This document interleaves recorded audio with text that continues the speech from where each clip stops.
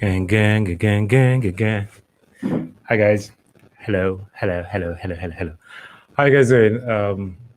Welcome to another episode of the Otumba Adams Show. The Otumba Adams Show. Hannah Dinner, how are you guys? Where you guys are? How is life? How is business? How is everything generally? I don't know. I don't know what you guys are into. Um, I'm good. I'm well. I'm grateful to be alive, right? It's another beautiful day. It's a Wednesday. And I'm here again to share whatever knowledge it is that like I have learned during the past week. And I want to pass it across to you guys. Anyway, so how are you guys doing? How is everybody at that end? You know how we do it. If you are here, you're watching me live, right? Just put your name, your location in the comment section, and I would welcome you specially to the program. So I'm waiting for you guys to do that. But while we are waiting, today's episode is on multiple streams of income. I'm sorry, I was meant to like put all the old information on the screen, but I got busy. I was working on a particular stuff before I came online. Anyway, we'll be talking about multiple streams of income and how do we go about it? What is it about? Why do we need multiple streams of income? Is it necessary? Is it not necessary? All these things we'll be looking at and we'll be talking about. All right. So, anybody, I can see the person that came around. The person has Japa.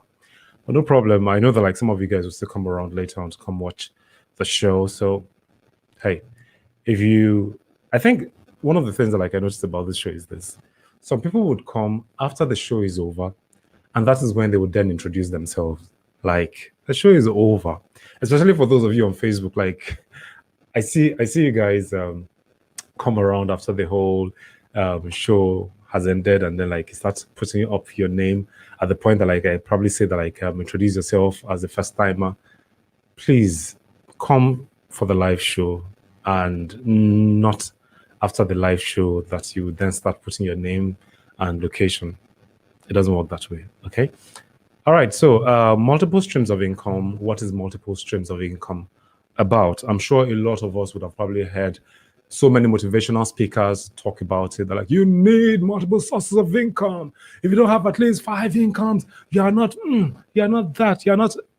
And like at a point, like a lot of us have taken it in so much that like we feel that like if you do not have much more than one source of income, that we are not doing well for ourselves. As nice as that may sound, I also want to believe that if done the wrong way, it has a way of bringing you down totally. Now, what do I mean by this? A lot of people, most times, they try to do a lot of things. In Nigeria, we call them German. Like they are doing this, they are doing that, they are doing a lot of things. Yeah. But the unfortunate thing about it is that like they are spreading themselves thin. They are focused on too many things that like they cannot even channel all their energy on one thing and make that thing grow. At the end of the day, more often than not, majority of these businesses that like these people are trying to like try here and there tends to do or tends to die a lot of the time, right? Yes, multiple sources of income is cool, but if not done right, it has a way to even make matters worse for you. All right. Some of the reasons why a lot of us want to or would probably like want to have multiple streams of income is the fact that like you want this financial freedom. Everybody craves financial freedom. Yeah, everybody wants to have financial freedom, and it's cool. Really, like you can tell yourself that like, okay, at this point in time in my life, I don't have any debts to pay anymore. Like I have enough saved up. I can travel the world wherever I want. Yes, that is cool. That is beautiful. Everybody wants it. But if you jump the step, you would most likely crash. Because a lot of the time, people who claim to be entrepreneurs, after they have earned 1, 2, or 3 amount of money, they start feeling like yes, I have arrived, and then like they start spending what they are meant to use to grow the business. It shouldn't be that way. All right. Another benefit of multiple sources of income is that you have safety and stability, right? Safety in the sense that let's say you have more than one business and then one of the businesses crash, you have this safety net which the other source of income or probably like other sources of income would act as to help you to leverage on, pending the time that like you get yourself back up, or you can add in an extra source of income. Now that's another beauty about having multiple sources of income. Another reason like a lot of people have is that like also that people another reason why people want to have multiple sources of income, why you should have multiple sources of income, is the fact that like you can live the life that you want. You do not have to like be caged to your environment, and then like you feel you cannot spend this amount per time, right? A lot of the time like we want to travel, want to go to the Maldives, to Zanzibar, to all those places, and like you just want to like travel the world without having to worry about it. Yes, multiple streams of income does this for us. It helps us to achieve those kind of things. Well, another thing that like multiple sources of income can do for you is that like it can help your business to grow rapidly in the sense that like if you have like more than one source of income, the profit you're making from those other businesses put together, right? You can use it to like channel it into a particular business and then make that business grow. As that one is growing, the profit you're making from that one, you can channel it into another business, and then that other business also grows, right? That is the beauty of having multiple sources of income. But as I said earlier, if you do not do it the right way, if you do not go about having the sources, the multiple streams of income the right way, you would fail. You would fail. I'll take my own story, for instance, as an example. 3 years back, I was introduced into farming, and in my mind's eye, I was like, okay, I am into animation. Maybe I should just add farming to it. And then like I'll have an extra source of income. Like it would be like me having more than one income on the long run. And I was excited about it. I was like, wow, yes, I was fired up. The long and short of it was that the farm business crashed, right? And it crashed due to the fact that like I was not well equipped about the fact that like there were certain things that like I needed to do. One of it was living on the farm if I wanted the farm to be as productive as possible. But I could not leave my animation business behind to focus on farm fully, because I needed to channel the money I was making from animation down to what? Down to the farm. So I could not stay on the farm. And that was one of the key factors why the farm crashed on the long run, because I was not there and I was sending money over. But the people I was sending money to were messing things up. Like literally, they duped me. Let me put it that way, right? And I learned my lesson. Okay. Yes, multiple sources of income is cool, but believe you me, if you do not do it the right way, you go enter one chance. So, if you might ask, how can I do this thing the right way? How can I go about having multiple sources of income the right way? Now, one thing you need to focus on is this: you need to have that one source of income that is your main source of income. Now, I am not referring to having a job, unless if your job pays well enough, if you're an expert, right? People like doctors, or probably like people that work in the oil industry that are experts in their field, that are being paid a huge sum of money, right? Now, those ones are exempted, but on a very good day, every regular person, your salary would never be enough for you. So you cannot really, really regard that as a source of income, or like a major source of income. So you need to like, what's the word now? For those of you that are still into business, I think I've spoken about starting a side business, right? Now that's your side business. You can now like channel everything you have from your job to the side business till that side business can stand alone and can be a major source of income. Now, remember, I am talking majorly to entrepreneurs and not really job owners.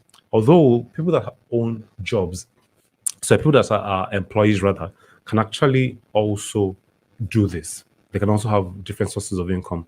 But one of the things that like you need to focus on, yeah, one of the things that you really, really, really need to focus on, I'm trying to get my note, is that one, master the first stream of income. It is very, very important. If you do not get to the point that like you have mastered that source of income, and then like you know the ins and outs, you know what it takes to employ new people to work with you, you know what it takes to work with different people based on a set time.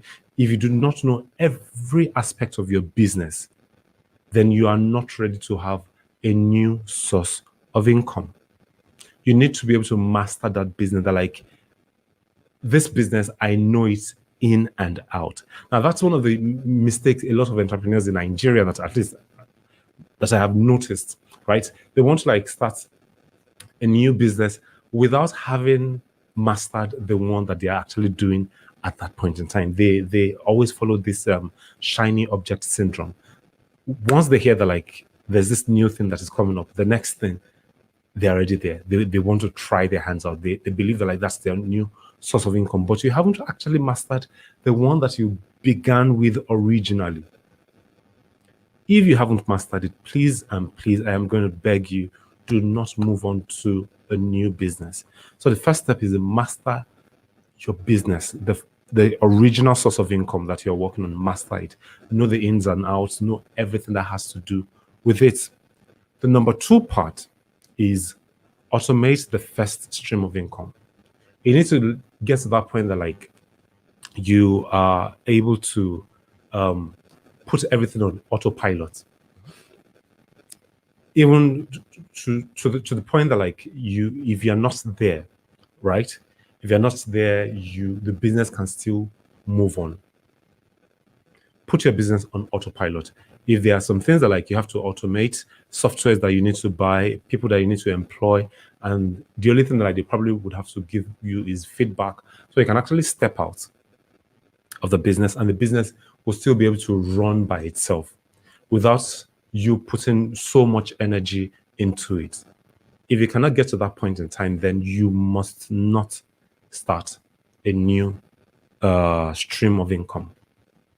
Because if you're trying to like focus on two things at the same time, you are going to just be spreading yourself thin, and you're going to wear out on the long run. It is either you leave the original one that you are doing, or you probably like leave the one that like you started along the way, especially if you do not have the capacity to do that. All right. And then number three is leverage your skill from one stream of income to the next stream of income. Now, what do I mean by leverage your skill? After you have mastered the original source of income, right? You have automated it. Now, the next business you would want to move into has to be the type of business that like you would not be learning from scratch. It will be complementary to the original business that you started, in such a way that like the same principle that governs the first business that you began most likely would also govern the next business you're going into, in such a way that like you are not starting, like as I said earlier, you're not starting from the beginning. You know the ins and outs already. You know the rules that govern that particular business that you're moving into. All right. Okay. Say for instance, let's say I am into animation, right? I design animation full time and all that. And then the next thing, I want to create a new source of income that has to do with photo slides for people's birthdays, anniversaries, and the likes. Now, I know what works for animation, right? Which is one source of income. Now, this thing that I do for people that want to celebrate their birthdays, their anniversaries, and all that, I am still going to use the same software, most likely, that I used for the first one to create the second one, right? I know that the same process of onboarding a new client is literally the same thing for the new source of income. Do you guys get? And it is not so far-fetched from each other. I don't have to start learning a new skill and then like start learning the ropes all over again. It's like saying that, like, let's say you are into the pharmaceutical industry, that is your main source of income, and then the next thing is you now want to start going into fish farming, which is so unrelated to the first one. It will take more time for you to learn the fish farming. Like, it will take probably like months or years before you can master that one. And believe you me, time is going, because your attention will be divided and you would be drawing more of your income from the main one to the other one, doing trial by error, trying to learn the process, trying to see if this thing is going to work or not. And if that is what you do, then it is going to take a longer period for you to master this new source of income that you have started. Okay? It will take a longer period. So I would not really advise you to do that. Now, that aside, what are the extra sources of income by the side that you could probably do that may not take so much energy? One of the things that, like, I would always advise people is that, like, you have you can be a writer, right? You can be a writer, you can create an online course, because those kind of residual income have a way of, like, okay, originally you would put in a lot of energy in creating it, but after you're done creating it, once you've launched it, you've launched the course, you've launched the book, then they can be on autopilot. They can always bring in money for you. The only thing that you probably need to do is do the marketing. If you're good at marketing, then, like, that, like, okay, fine, after I'm done with this phase, then I can always easily come back again. Another thing that I can also use as a side income is affiliate marketing.